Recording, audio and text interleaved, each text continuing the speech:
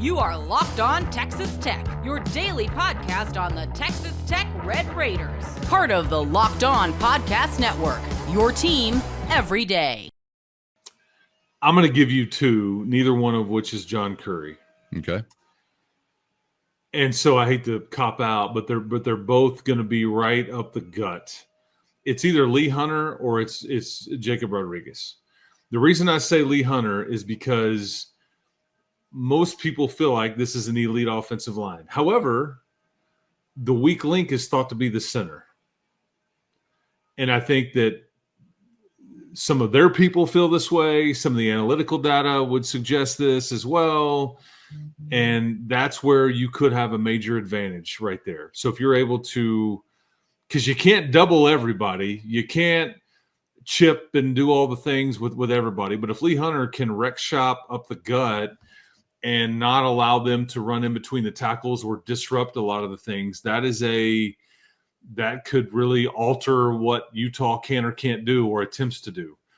But at the end of the day, I really feel like this is a Jacob Rodriguez game, because whether he's asked to spy or whether he will be asked to make plays here. And I don't know how you'll employ everybody. And maybe we are unaware of the scheme and such that we're going to put this all on John F. and Curry, what he's known as inside the locker room there, and he'll be the spy. And so, I'm going to go with Jacob Rodriguez because I think he's smart. I think he can run. I think he's able to diagnose. I bet nobody has studied Utah any more than he has this week. And with what they do, whether it's traditional running game or with the QB or whatever, a lot is on his shoulders. And I like I would like my chances there, saying that because if he plays really well, I mean, I think that goes a long way in you deciding.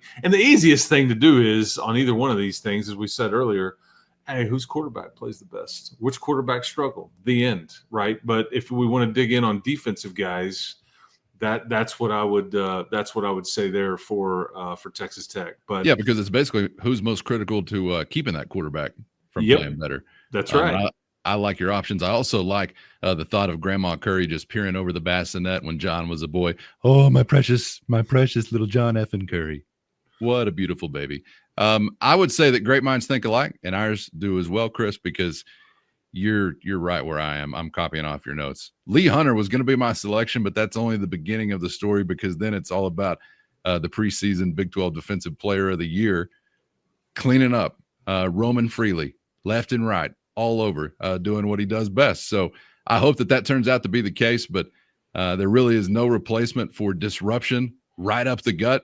That starts with number 2 and some of his colleagues at the law firm of Hunter Holmes and Gil Howard. So hopefully they are in full force once again on Saturday as well. And I like that recipe if you can make it happen, but clearly the other side gets to try as well to screw that up. So. First, today's episode brought to you by Prize Picks, the daily fantasy app where making the right call can actually pay off. We all make decisions every day, but on Prize Picks, being right means cashing in. And with football back, Prize Picks is the simplest and fastest way to get in on the action. Just pick more or less on 2 to 6 player projections, and you can turn your takes into real prizes, all in less than 60 seconds. You're going to love how easy and simple it is to use. And of course, Prize Picks puts their members first, so all withdrawals are fast, safe, and secure. Download the Prize Picks app today and use our code LOCKEDONCollege to get $50 in lineups after you play your first $5 lineup. That's code LOCKEDONCollege to get $50 in lineups after your first $5 play. With Prize Picks, run your game. Yeah, because which one of these new additions, because here's what I feel pretty comfortable in saying.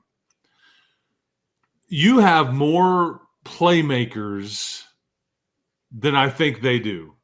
And what I mean by that is more guys that can make something of nothing, more guys that can change a game, more guys that can, whether it's offense or defense. And I think you kind of know their recipe. There's a lot on Devin Dampier's shoulders. And they've got a couple of backs that I think are very worthy of could play for anybody in the Big 12. But there's a lot there. And I think Barron has got a lot of weapons that can make something of nothing and can bail you out and all the things, but so do you on defense. And that's what I'm fascinated by. Does one of those guys show up? Does one of those guys make a play that wins you this game or puts the game away? That's a lot of times where talent comes in.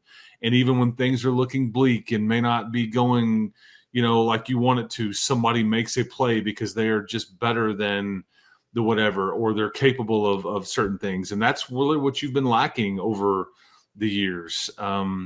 Because I think that you've got a list of 10 to 12 to 14 guys that could like reach up and do something special here. And so it's not all on Barron like it may be all on Dampier. And it's not all on Lee Hunter because he's got Jacob Rodriguez and vice versa. And you've got these edge guys and you've got these really good guys in the secondary, Cole Wisniewski and Bryce Polak. There was the Big 12 Defensive Player of the Week. You see what I'm saying? So where does it come from? It's like spin the wheel. I don't know. Pick it. But the beautiful thing about football, they all have to work in tandem together as a group to make it as good as it can be as a unit. So I don't know. I know that it's got to start though, Chris, with some of those vets, like we started this show talking about, kind of surviving that initial wave, right? Because there's going to be a lot of emotion, and it's a conference opener and on the road. So surviving that initial wave, probably for either team, emotionally, is going to be a part of this challenge. So it'll be a lot of fun to find out how that works out. As every obviously season is a new story, and as we look back to seasons gone by, how they do this or that, it's all just keeping in mind that this is a different group of guys and a different year. So here we go. Like you said already, if you want to get where you're trying to go, you've got to be able to find success on the road. So hopefully we see that happen. And Chris, looking forward to wrapping up the week as we get into mailbag mode one more time before we're shipping you off to Salt Lake City, where many friends are waiting, I'm sure, to greet you with open arms and warm wishes. And Salt Lake's a great city. I was shocked how small it is, honestly, because so many people live in the burbs, if you will, or the valleys, I think is what they call them. But I'm thinking Olympics, you got an NBA team. There's only like 200,000 people that live in actual Salt Lake City, which really surprised me. But it's actually nothing against Salt Lake City whatsoever. I've been twice now, I guess is right. And it's great. But yeah, I don't know if I'll be met with frowns and furrowed brows or not. I have no idea. I hope it's only in relation to what's playing out on the scoreboard. Because who wouldn't be excited to see the big handsome coming to their town? Enjoy it, Salt Lake. Enjoy it. Yeah, like Hank Williams came to town or something. Chris, appreciate the time. Enjoyed it with you as always. And looking forward to the next one, man. We'll see you then. Yeah, man. Keep hope alive. We'll talk to everybody next time. Get subscribed on YouTube or anywhere you get podcasts so you never miss an episode. Thanks to the Everydayers for always riding along, of course, in the Matador Mob. And hit our show notes. If you're interested in joining that crew, you'll find a link there to a free 14-day trial. That's your direct line to Chris and myself with one-on-one text sent straight to your phone. For Chris, I'm Casey. Thanks as always for the time, and we hope to see you back for the next round on Locked On Texas Tech.